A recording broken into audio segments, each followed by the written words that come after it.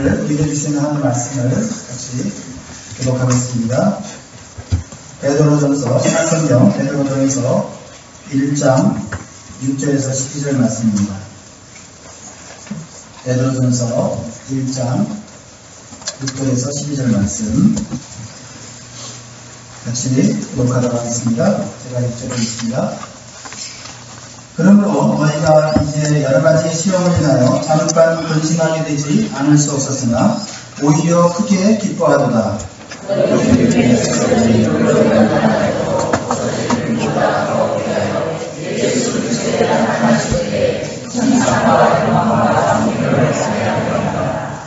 예수를 너희가 보지 못하였으나 사랑하는도다. 이제도 보지 못하나 믿고 말할 수 없는 영광스러운 즐거움으로 기뻐하니 이 구원에 대하여는 너희에게 임할 은혜를 예언하는 선지자들이 연구하고 부지런히 살펴서 자기 속에 계신 그리스도의 영이 그 받으실 평안과 그의 얻으실 영광을 미리 증거하여 어느 것이 언약을 맺지 않는지 선고합니다. 이 섬긴 바가 다 같이겠습니다. 이 섬긴 바가 자기를 위한 것이 아니요 너희를 위한 것이니 계시록 알게 되었으니 이것은 하늘로부터 내리신 성령을 믿고 복음을 전하는 자들도 이제 너희에게 구한 것이고 천사들도 살펴보기를 원하는 것이다. 아멘. 아멘. 네. 하나님 말씀을 읽고 나면 아멘. 그 말씀이 내 안에서 역사하기를 원하고 믿습니다 하는 마음으로 아멘 하면 여러분에게 큰 은혜가 될 줄 믿습니다. 오늘 영락교회 예배 오신 여러분들 잘하셨습니다. 오늘 여러분 위대한 선택을 하셨고 위대한 하나님께서 여러분에게 위대한 은혜를 주실 줄 믿습니다. 그러한 믿음으로 오늘 말씀을 보시면 좋겠고 우리 하나님이 만약에 여러분하고 역사람을 축복할 때 당신은 하나님 안에서 영원토록 잘 되실 것이니라 축복하겠습니다.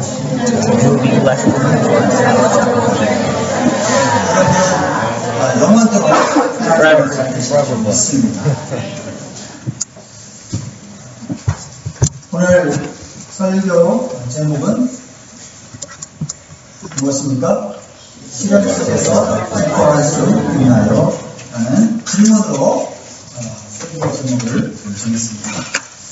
우리가 이 세상에서 살아가면서 피할 수 없는 것들이 있는데 그 중에 하나가 시험입니다. 시험으로부터 오는 근심, 걱정 이런 것들을 우리는 피할 수 없습니다. 우리가 살아있는 동안 우리는 시험을 통한 이러한 시련과 고통을 겪을 수밖에 없어요. 특히 우리가 그리스도인이 된 후에는 더 많은 시험이 있습니다. 그 시험은 필수적이에요. 경제적인 시험이 있고요. 환경적인 시험이 있고요. 사람들로부터 오는 시험이 있어요. 그리고 무엇보다 영적이고 신앙적인 시험이 우리 그리스도인들에게 있다는 것입니다.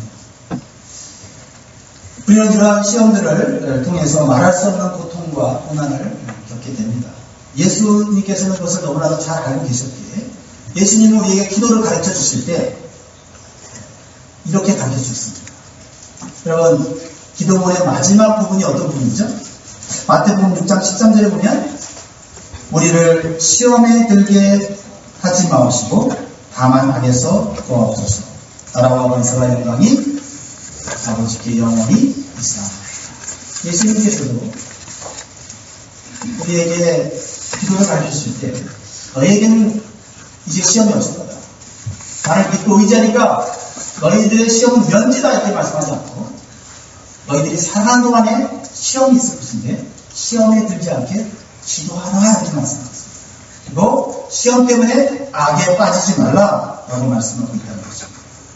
우리의 삶에 직면하는 시험 중에 하나는 마귀가 주는 시험인데 우리를 악에 빠뜨리고 하나님의 구원으로부터 멀어지게 하려고 하는 그러한 악한 마귀의 음모가 있다는 사실을 우리 주님은 말씀하고 있습니다.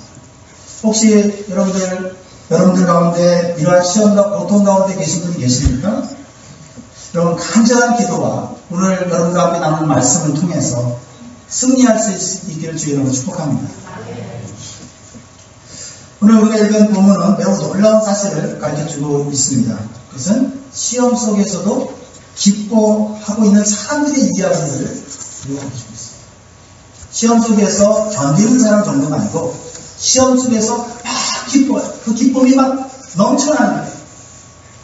그런 사람들이 있다. 물론 사도 베드로는 자기가 그런 사람이라고 말하고 있고 자기와 같은 사람들이 있다. 오늘 우리에게 가르쳐주고 있어요. 오늘 6절을 다시 한번 보면 이렇게 말하고 있습니다. 6절에 그러므로 너희가 고난받는 그리스도인들이죠. 너희가 이제 여러 가지 시험을 인하여 잠깐 근심하게 되지 않을 수 없었으나 오히려 크게 기뻐하도다. 이걸 이해할 수 없는 말씀 같습니다. 여러분, 이 말씀을 자세히 보면 시험과 기쁨 사이에 뭐가 있습니까? 시험과 기쁨 사이에 뭐가 있죠? 시험 받으면 바로 기뻐합니까?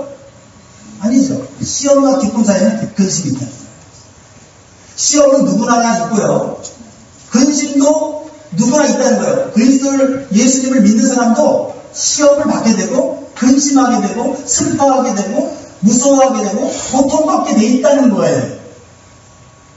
근데 그 근심에 대해서 어떻게 반응하느냐에 따라서 근심이 상처로, 근심이 고통으로 남아있는 것이 아니고 근심이 기쁨으로 바뀔 수 있다라는 것을 오늘 말씀하고 있는 것입니다. 그러므로 성도들은 이 근심을 잘 극복하면 오히려 기쁨과 더 영적인 축복을 누리게 된다는 사실을 우리 주님은 요한복음 6장 20절에 말씀하고 있습니다. 요한복음 6장 20절 말씀, 요한복음 16장 20절 말씀을 같이 한번 읽어볼까요? 시작. 내가 진실로 진실로 너희에게 이르노니 너희는 복하고 애통하겠으나 세상은 기뻐하리라. 너희는 근심하겠으나 너희의 근심이 도리어 기쁨이 되리라. 너희가 시험을 받을 텐데 나를 믿으면 그 시험이 확 기쁨으로 바뀔 거다 이렇게 말씀하지 않고 너희가 시험을 당한 이후에 근심을 겪게 될 것인데 그 근심이 기쁨으로 바뀌게 될 것이라고 우리 주님이 분명히 말씀해주고 있습니다. 반대로 시험이 주는 근심을 잘 극복하지 못하면 어떻게 될까요? 오랜 시간, 성도라 할지라도 오랜 시간 슬픔과 고통과 절망 속에 살아갈 수밖에 없다. 물론 반대로 이 시험 속에서 근심이 찾아왔을 때 믿음의 시각으로 하나님의 말씀으로 그것을 잘 극복하면 어떻게 돼요? 짧은 시간 동안 고난을 겪고 기쁨으로 삶을 변화시킬 수 있다는 것이죠. 저는 이 말씀을 묵상하면서 떠오른 한 사건이 있었어요. 제가 올해 초에 읽었던 선교사님의 이야기인데요. 그 스웨덴 출신의 선교사 부부가 있었습니다. 그분들의 이름이 데이빗 플로더와 스베야 플로더라고 하는 선교사님이신데요. 2살짜리 아들과 함께 이 젊은 선교사님이 아프리카 콩고에 가서 선교를 하게 됐습니다. 그곳에서 다른 선교사님 부부를 만나요. 그래서 서로 힘을 얻고 우리 콩고에 있는 하나님을 모르는 예수님을 전혀 영접하지 않은 부족에게 가서 우리가 복음을 전해보자고 그렇게 서로 마음을 먹었어요. 넷이서 하면 더 힘이 날 것 같다. 그래서 같이 갑니다. 한 부족을 선택해서 그 부족에게 들어가려고 했는데 부족의 족장이 우리 마을에는 외국인은 절대 들어올 수 없습니다 하고 처음부터 반대를 하고 그래서 이 선교사 두 부부가 마을에서 한참 떨어진 곳에다가 이렇게 간단한 움막을 짓고 거기서 생활하면서 자들을 구원하기 위해서 자들에게 그리스도의 복음을 전하기 위해서 애를 쓰고 있었어요. 그런데 족장이 문을 열어주지 않는 거예요. 그런데 다행인 것은 그래도 선교사 부부가 먹고 살게 하기 위해서 그 마을의 한 소년에게 이 선교사 부부에게 음식을 사다 주라고 명령을 한 거예요. 그래서 먹고는 사는 거예요. 그래서 이 소년이 이 선교사 부부에게 음식을 갖다 주고 그것을 팔았어요. 그러는 와중에 이 선교사들이 이 소년을 잘 말씀으로 이렇게 권면하고 해서 예수 그리스도를 영접했습니다. 할렐루야. 그래서 선교의 열매가 맺힐 수 있다고 생각했는데 더 이상 열매가 맺혀지지 않아요. 선교의 열매가 이 소년 하나밖에 없는 거예요. 실망하고 낙심이 났습니다. 그럴 때 갑자기 이 다른 선교사 부부가 말라리아 열병에 걸리는 거예요. 그래서 그분들이 너무 고통스러우니까 그곳을 떠났습니다. 근데 불행하게도 이 데이비 선교사의 아내인 스베아에게도 말라리아 병에 걸렸는데 임신 중이었어요. 임신 중이었는데 이 스베아 선교사가 아이를 낳고 며칠 뒤에는 죽고 말았어요. 여기에 이 데이비 선교사님이 굉장히 충격을 받았어요. 너무나도 슬프고 고통스럽고 하나님이 너무나 스러웠어요.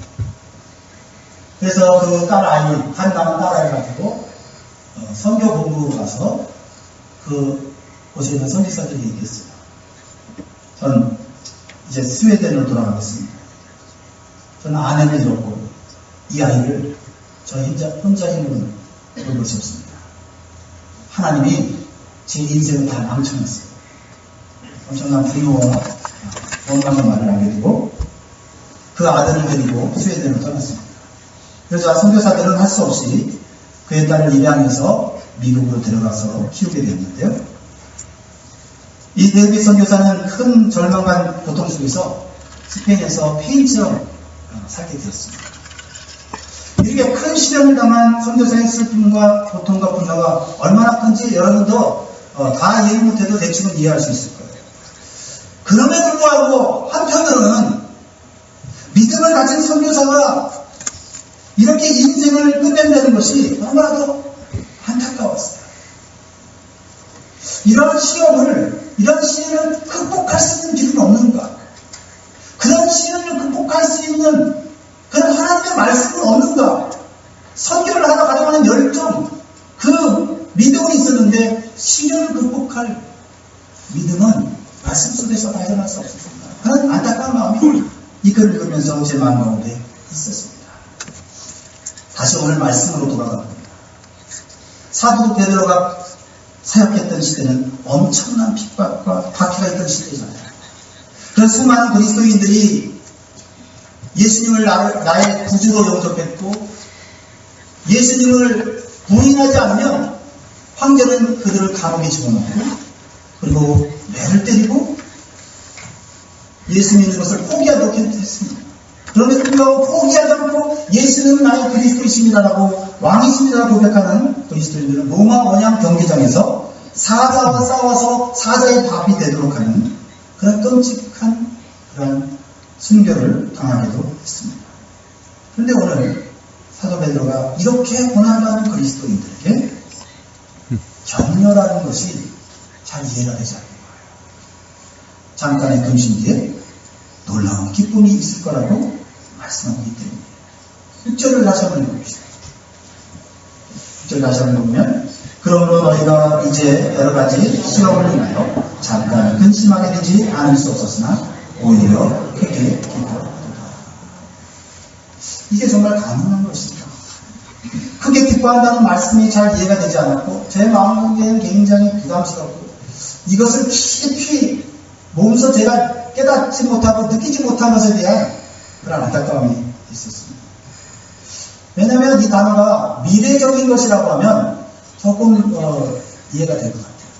너희가 핍박을 당하거나 믿음을 지키고 끝까지 예수 그리스도를 나의 구주로 고백하면 너희들은 주님께서 나중에 축복해 주실 것이고 또 기쁨으로 너희 천국에 이끌 것이다. 이러면 되는데 이 단어의 시제가 현재예요. 현재. 그러니까 이 말씀을 읽으면서 일주일 동안 계속 고민을 하는 거예요. 시련 중에 기뻐하고 있다는 거예요. 근데 이게 그냥 기뻐하는 게 아니라 매우 크게 기뻐하고 있다는 단어인데 그래서 어떤 그 신학자는 고쳤어요. 이거를 번역을 미래로 너희들은 크게 기뻐할 것이다. We rejoice. 그만큼 이해가 안 되는 것입니다. 근데 이렇게 현재 겪고 있는 시험을 견딜 뿐만 아니라, 견디는 정도가 아니라 크게 기뻐할 수 있는 신앙의 비밀은 어디에 있을까요? 그래서 먼저 첫 번째로 그러므로에 있습니다. therefore, 그러므로. 오늘 6절 말씀 그러므로 이렇게 시작하잖아요. 그러므로는 단어는 앞에 있는 내용을 받는 거잖아요. 앞에 있는 내용은 우리 지난주 설교에서 잠깐 나눴습니다. 무엇입니까? 예수 그리스도를 나의 구주로 영접한 믿음을 가진 성도는 하나님 안에서 다시 태어났다는 거예요. 그러니까 교회 다니는 거 아니고 예수님 믿고 그저 위로받고 내가 원하는 소원을 이루는 거 그거 아니고 예수님 믿고 예수님 안에서 다시 인생이 운명이 다시 태어나는 거 거듭나는 거라고 말씀하고 있잖아요. 다시 말해서 죽을 죄인이 영원한 하나님의 자녀가 되었다는 거지. 그러니까 하나님의 자녀 때문에 믿음의 확신이 시련 속에서 크게 기뻐할 수 있는 근거가 된다라고 말하고 있다는 거예요. 이것이 고난받은 그리스도인들에게 월킹했다는 거예요. 작동했다는 거예요. 2018년도에 제가 보았던 충격적인 어떤 그 장면, 사진 하나가 있습니다. 2008년도에 중국에 일어났던 수천성 지진을 기억하십니까? 강도 한 7.0 이상 되는 큰 지진이었던 것을 기억하는데 그 수천성에서 7만 명의 사람들이 죽었습니다. 그런데 완전히 폐허가 된 건물 속에서 한 20대의 어머니와 어린아이가 발견이 되었어요. 그 건물이 무너질 때 그 어머니는 그 건물의 벽을 온몸으로 막아내면서 자신의 그 어린아이를 이렇게 가슴에 품고 그 바닥에 쓰러져 있었습니다. 구조대원이 무너진 그 건물들을 해치고 그 모델을 발견했을 때는 그 어머니는 죽어 있었고 놀랍게도 그 딸 아이는 하나도 상처를 입지 않았고 놀라운 것은 그 아이가 어머니 품속에서 잠자고 있었다는 거예요. 그 사진 있습니까? 수천성 속에 지진 안에 있었던 이 어머니와 이 어린 딸 9살 어린아이를 이렇게 안 끄셔도 됩니다. 이렇게 안고 있는 모습이에요. 여러분 무엇이 느껴지십니까? 자신이 해산의 고통 가운데 난 아이를 끝까지 보호하려는 것이 어머니의 뭐예요? 모성애자. 아무리 젊은 20대의 어머니라도 자신이 난 아이를 이 엄청난 죽음의 위기 속에서 구원하기 위해서 보호하기 위해서 안고 있는 거예요. 하물며 자신의 아들을 십자가에서 희생시키면서까지 이루신 구원을 믿고 하나님의 자녀가 된 성도들을 하나님께서 어떻게 보호하지 않을 수 있겠습니까? 이런 사실을 믿고 있는 베드로 사도는 확실한 믿음 가운데서 고난받는 성도들을 위해서 격려하고 있는 거예요. 뜬금 잡는 게 아닙니다. 그리고 이 어머니는 죽었지만 우리를 위해 죽으시고 우리를 위해 희생하신 예수 그리스도는 다시 살아서서 부활하셔서 하늘 보좌에서 우리를 눈동자같이 보호하고 계시다는 말이에요. 그래서 지난주에 읽었던 5절 말씀 보면 너희가 말세에 나타나기로 예비하신 구원을 얻기 위하여 믿음으로 말미암아 하나님의 능력으로 보호하심을 입었나니 라고 말했습니다. 어떤 믿음이 시련 속에서 우리에게 기쁨을 줍니까? 교회 나오면 마음이 평안하고 교회 나오면 믿음이 있는 사람들, 사랑 있는 사람들과 함께 어울리다 보면 내 스스로 참 내가 좋은 공동체에 있구나 이런 걸로 우리가 시련 속에서 견딜 수 있을까요? 나를 위해 죽으시고 구원의 완성을 이루신 예수 그리스도를 믿고 그 믿음으로 하나님 안에서 거듭났을 때 하나님의 자녀가 됩니다. 하나님의 자녀가 된 그 아들과 딸들을 하나님이 이 연약한 여인도 살리는데 능력이 많으신 하나님이 어찌 안 살리겠냐는 거예요. 이 믿음을 붙잡고 고난받은 그리스도인들은 감옥에 들어갔고 매를 맞았고 원형경제 사자의 밥이 되면서도 그 마음속에 주체할 수 없는 기쁨이 솟아 올라왔다는 거예요. 환경이 주는 기쁨 아니고 사람이 주는 기쁨은 분명히 아니에요.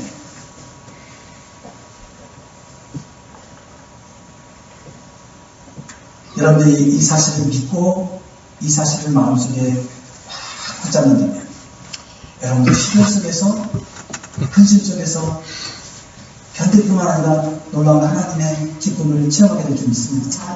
사모하시기 바랍니다. 그런 기쁨을 좀 사모해보세요. 그러면 하나님은 왜 우리 성도들이 고난과 시련을 겪도록 잠시 내버려 두시는가 생각해 보아야 해요. 여기에는요, 저도 잘 모르겠어요. 인간이 온전히 이런 하나님의 섭리를 알 수가 없어요. 사람마다 하나님의 계획이 달라요. 그러나 분명히 알 수 있는 한 가지 사실이 있어요. 그것은 시련을 통해서 그 사람이 가진 믿음이 진짜인지 아닌지를 분별하신다는 거예요. 진짜여야만 구원을 얻을 수 있고 진짜여야만 시련 속에서 기쁨이 나오는 것을 경험하시다는 거예요. 가짜는 안 된다는 거예요. 그리고 더 놀라운 것은 그 사람의 믿음을 시련 속에서 강화시키는 거예요. 연달시켜서 더 강한 믿음, 순수한 믿음, 어떠한 환경과 어떠한 시련 속에서도 그 믿음이 변치 않는 정금과 같은 믿음, 아니 정금보다 더 귀한 믿음으로 하나님이 만들으신다는 거예요. 그러니까 현재 내 믿음이 정금가 아니에요. 이 믿음이 불순물이 없는 정금과 같이 계속해서 만드는데 그냥 만들어지는 게 아니라는 거예요. 이 정말 영광과 같은 시련 속에 들어가야만 그 믿음이 정금과 같이 강해지고 순수해져서 그 믿음으로 세상을 이기고 마귀를 이기고 죄를 이긴다는 거예요. 그걸 하나님 만들고 계신데 그 고난 속에서 시련 속에서 왜 나한테 이런 시련을 주는가? 나에게 왜 이런 고통을 주는가?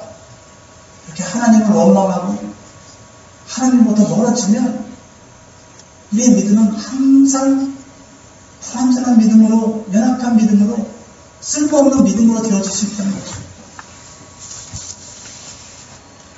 우리의 믿음이 증명되기 위해서는 시련 속에 들어갈 필요가 있다는 것을 하나님은 아세요. 우리는 잘 몰라요. 왜 어떤 사람은 이런 시련을 당하고 어떤 사람은 왜 이런 고난을 안 당하는지 몰라요. 그러나 분명한 것은 그 사람을 넘어뜨리고 그 사람을 파괴시키려고 하는 뜻이 아니고 그 사람을 하나님께서 구원하시고 그 사람의 믿음을 증명해서 어떻게 해요? 예수님 나타날 때 칭찬과 영광과 존귀를 얻게 하시려고 하는 하나님의 뜻이 있는 것을 분명하다. 그래서 오늘 7절 말씀입니다. 다시 한번 읽어보겠습니다. 7절 시작. 너희의 믿음의 시간이 홀로 들어가야 없어질 것보다 더 귀하여 예수 그리스도에 나타나실 때 칭찬과 영광과 존귀를 얻게 하리라. 제가 표준서 번역으로도 하나 좀 부탁을 했는데 표준서 번역 같이 한번 읽겠습니다. 시작. 하나님께서는 여러분의 믿음을 단련하셔서 불로 단련하셨지만 결국 없어지지고 마는 금보다 더 귀한 것으로 되게 하시며 예수 그리스도께서 나타나실 때 여러분에게 칭찬과 영광과 존귀를 얻게 해 주십니다. 공동번역으로 읽어보니까 훨씬 더 또 이렇게 이해하기가 쉬워요. 그 다음 번절 있죠? 같이 한번 읽겠습니다. 시작. 그것은 여러분의 믿음을 순수하게 만들기 위한 것입니다. 결국 없어지고 말 황금도 물로 변장해 놨습니다. 그러므로 황금보다 훨씬 더 귀한 여러분의 믿음은 많은 단련을 받아 순수한 것이 되어 예수 그리스도께서 나타나시는 날에 칭찬과 영광과 영예를 차지하게 될 것입니다. 우리는 시험 받을 수밖에 없고 고난 받을 수밖에 없고 근심할 수밖에 없어요. 예수 믿는 사람도 마찬가지인 거예요. 그런데 그 속에서 우리가 어떤 믿음을 가지냐에 따라서 우리의 인생의 남은 인생은 달라질 수 있다는 거예요. 근심하고 걱정하고 원망하고 내 인생은 이렇게 될 수밖에 없는 실패하는 인생인가라고 생각하면 그렇게 가는 거예요. 또 다른 일이 있다는 거예요. Rejoice in Jesus Christ. 주님 안에서 기뻐할 수 있는 이러한 길이 있다라는 것입니다. 사도 베드로가 그 당시 고난받는 그리스도인들은 온갖 시험 속에서도 넘어지지 않았던 것은 그 시험이 단순히 주는 고통만을 바라보는 것이 아니라 자신의 믿음을 정금보다 더 좋은 믿음을 만드는 도구로 여겼기 때문에 그 시련이 괴로웠지만 크게 기뻐하는 영적인 기쁨이 그 안에 있었다는 것입니다. 무엇보다 자신의 믿음이 시련을 통해서 좋아지고 이번에 찾아온 믿음을 통하여 한 단계 업그레이드 되고 그 다음에 찾아오는 시련을 통해서 내 믿음이 또 더 좋아지고 야 옛날에는 이러한 곳에 넘어졌는데 저 사람 말에 넘어졌는데 저런 환경에 내가 절망했는데 내 믿음이 어느새 강해지고 내 믿음이 어느새 수수해졌구나 그런 걸 느끼는 거예요. 그런데 그 믿음이 증명되지 않는 믿음은 어떻습니까? 평안할 때는 그 믿음이 있는 것 같아요. 그러나 이 사람이 찔리고 저 사람이 찔리고 저런 환경이 나를 넘어뜨리고 저런 유혹이 나를 넘어뜨리면 그 사람들 때문에 내가 믿음이 자라지 않는다. 나는 잘 믿으려고 하는데 세상을 이렇게 괴롭히는지 모르겠다.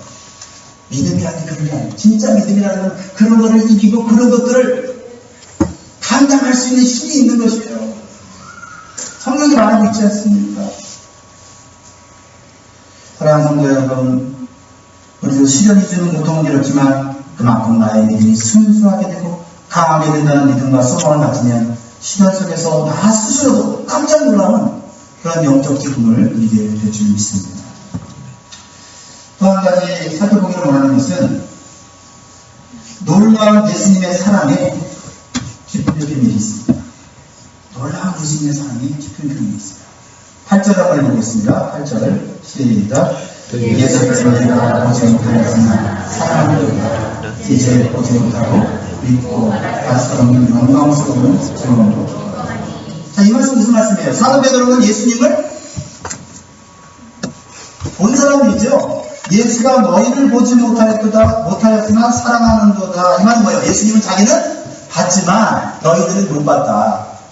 예수님을 본 나는 봤기 때문에 믿음이 있게 강하고 예수님을 보지 못한 너희는 예수님을 못 봤기 때문에 믿음이 약하다 이 얘기하는 거예요? 아니라는 거예요. 예수님을 본 나나 예수님을 보지 못한 너희들이나 똑같이 예수님을 사랑하고 예수님의 놀라운 사랑을 힘입고 이 시련을 이겨내고 있다는 거예요. 그러니까 내가 예수님을 봤냐 안 봤냐의 포인트가 아니에요. 예수님은 우리가 예수님을 직접 봤든 안 봤든 그 예수님의 놀라운 사랑을 깨닫기만 하면 그 예수님의 사랑은 누구에게나 들어가서 그 사랑의 힘으로 모든 것을 이겨내게 한다는 거예요. 그걸 얘기하고 있는 거 아니에요? 베드로는 예수님이 얼마나 사랑이 많은 분인지를 직접 체험한 사람이에요. 예수님을 3번이나 부인하고 믿음에 실패한 사람이에요. 그러나 자신을 찾아오셔서 자신을 끌어안아주시고 자신을 하나님의 사람으로 제자로 다시 받아주신 분이에요. 그 예수님의 사랑이 얼마나 큰지를 직접 몸으로 체험했어요. 그래서 베드로는 죽기까지 예수님을 사랑하게 된 거죠. 사람은요, 자기 자신을 목숨을 다해 사랑해주는 사람이 있을 때 어떤 상황에서도 행복해요. 심지어는 나를 온전히 사랑해주는 사람을 위해 죽어도 행복해요. 드라마나 영화를 보면 말이죠. 사랑하는 사람을 위해 죽으면서, 그죠?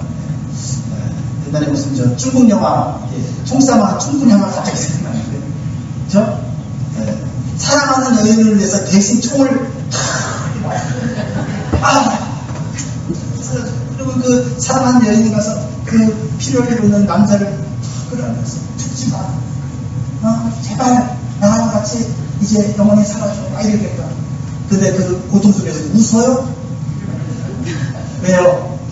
사랑하는 사람을 위해서 죽을 수 있어서 행복한 거예요. 이러한 감정이 우리 인간에 있게 된다.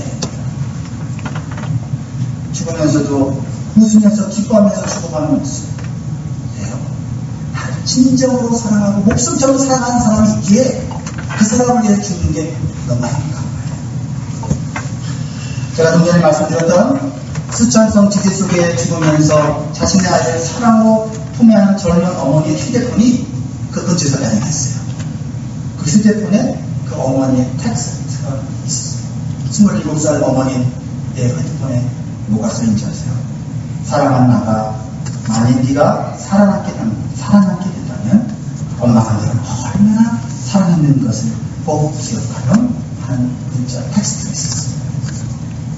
여러분, 엄마가 나를 위해 죽은 것을 보지는 못했지만 이 아이가 자라서 이 어머니의 사랑의 메시지를 들었을 때 이 아이가 그 사랑에 힘입어서 이 세상 어떻게 살아갈 것 같아요? 막 살아갈 것 같아요?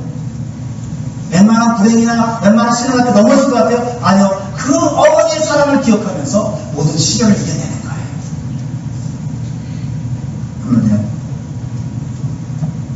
우리를 구원하신 예수 그리스도 십자가에서 마음을 찢기시면서 우리의 사랑을 드러냈어요. 그리고 7마디 문자 메시지를 보내주셨죠. 마지막 문자 메시지. 아무튼 내가 다 이루었다. 아버지 나의 영혼을 받아주시옵소서. 이건 비록 예수를 우리가 보지 못했지만 이런 예수 그리스도의 이 놀라운 사랑이 담긴 메시지를 우리가 들었을 때 우리는 진짜 꿈독같이 그 예수 그리스도의 사랑을 품고 살아가며 이 땅에 얼마나 시련, 웬만한 역경 가운데 우리가 근심할 수는 있지만 슬퍼하고 고통스러워할 수는 있지만 우리는 넘어지지 않고 끝까지 일어서서 나아가는 위대한 하나님의 사람이 되는 줄 믿습니다. 그렇습니다. 예수님을 봐야 우리가 믿음이 생기고 예수님을 보지 못하는 믿음이 약한 것이 아니다. 도마가 예수님이 부활하신 것을 믿지 못하자 예수님이 직접 나타나서 말씀하시잖아요. 요한복음 20장 29절 같이 읽겠습니다. 시작. 예수께서 가라사대 너는 나를 원고로 믿느냐 보지 못하고 믿는 자를 복되다. 베드로보다 더 귀한 성도들 예수님을 보지 못했지만 예수님의 사랑을 믿고 예수님을 사랑하는 자들 그 사랑 속에서 모든 시련과 고통을 이겨내는 자들이었다. 이렇게 베드로는 말하고 있지 않습니까? 그런 사람들이 있었다고 말하고 있지 않습니까? 이제 저는 말씀을 마무리하면서 제가 앞부분에 나왔던 유명한 선교사의 남은 이야기를 좀 나누고 싶어요. 그렇죠? 그렇게 선교지에서 실패하고 하나님께 원하고 돌아가는 그 사람의 인생이 어떤지 궁금하지 않습니까? 궁금하지 않으세요? 그냥 집에 빨리 가서 생각합니다. 저는 이 뒷이야기를 읽으면서 많이 들었어요. 선교지에서 자신의 아내가 죽고 딸을 선교에 맡긴 선교사 데빗이 하나님께 화가 나서 스웨덴으로 돌아갔습니다. 그가 맡겼다고 미국에 입양을 이어서 한 크리스찬 가정에서 양육되었는데 그 아기 이름이 AGGI. 그녀가 성인이 되었을 때 자기 집 우편함에서 스웨덴 매거진을 발견합니다. 그 스웨덴 매거진을 막 뒤적이는데 거기에 한 사진이 나오는데 하얀 십자가가 꽂혀있는 아주 거칠고 투박한 무덤 하나.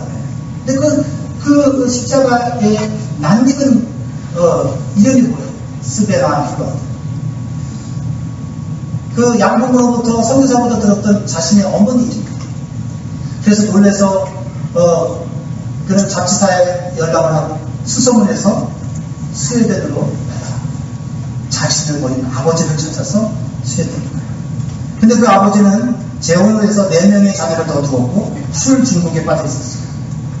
이 아기는 작은 아파트에 살고 있는 아버지를 찾아가요. 빈술병이 사망에 넘어졌어요. 한때 선교사였는데 자신을 버린 늙은 아버지에게 찾아갑니다. 그리고 아빠. 그러자 그 데이빗은 눈물을 흘리면서 계속해서 사과하기 시작해요. 잘못했다. 미안하다. 너를 버려서 내가 정말 미안하다. 죄책감에 살아왔던 인생을 살아가기 시작해요. 그러자 그녀는 놀랍게도 웃으면서 말합니다.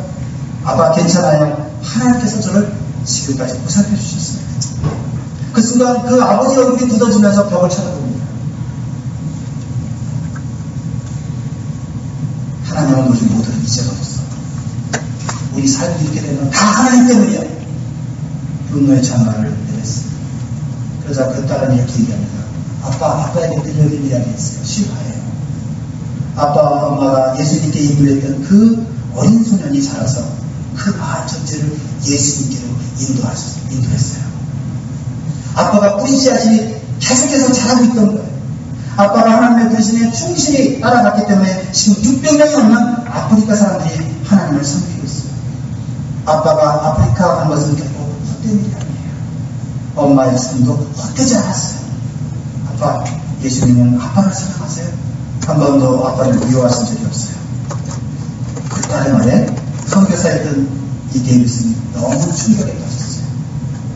정신이 한동안 먹혀져 있었는데 그런 수십 년 동안 하나님을 원망했던 그 세월을 후회하면서 회개하면서 몇 주 후에 자신이 망가진 그 문 때문에 결국 죽게 되는데 하나님도 평안히 돌아갈 수 있었다고 기록했습니다. 이 데이빗이 오늘 베드로사를 통해 주신 말씀처럼 하나님의 은혜와 사랑과 섭리를 조금 더 깊이 깨닫고 자신의 삶 가운데 찾아온 시련과 고난을 믿음의 시각으로 잘 해석해서 근심으로 끝날 인생이 아니라 근심이 기쁨이 바뀔 수 있다고 하는 이 놀라운 진리를 마음에 품었고 찾아들으면 얼마나 좋았을까 하는 생각이 들어요. 시련 가운데 주님이 주시는 기쁨의 비밀을 좀 더 일찍 발견했더라면 그 수많은 세월을 허송하지 않고 그 믿음이 그 시련들에다 당당해져서 주님 앞에 섰을 때 부끄럽지 않고 칭찬과 영광과 존경을 받을 수 있는 그런 믿음의 삶을 살았을 때 너무 아쉬웠어요. 하지만 끝까지 이 데이빗을 사랑하신 하나님의 사랑과 은혜에 대해서는 찬양을 감사를 드립니다. 그리고 이 놀라운 사랑이 지금 우리가 어떤 모습이 있지만 여전히 임하고 있다는 사실. 그렇다면 여러분, 내 부끄러운 모습을 주님 앞에 설 것입니까? 아니면 이 시련과 고난 가운데서 하나님의 놀라운 사랑, 예수 그리스도의 놀라운 사랑을 그 남겨두신 텍스트 메시지, 내가 나를 끝까지 사랑한다는 그 메시지를 붙잡고 여러분 승리하시겠습니다. 여러분, 오늘 말씀을 기억하시고 고난과 시련 가운데 다시 일어나시기 바랍니다. 이 시간 지났지만 같이 찬양 하나 드리면서 기도하겠습니다. 감사의 시험이 닥쳐올 때에 주께서 인도하시니 두려움에 모두 감사의 절망 속에 스님을 새로운 용기 주시니 승리하리라. 나의 모든 생활 속에서 주님이 함께하시니 주님의 성령을 인도하시라. 가사에 집중해서 같이 찬양하고 묵상하겠습니다.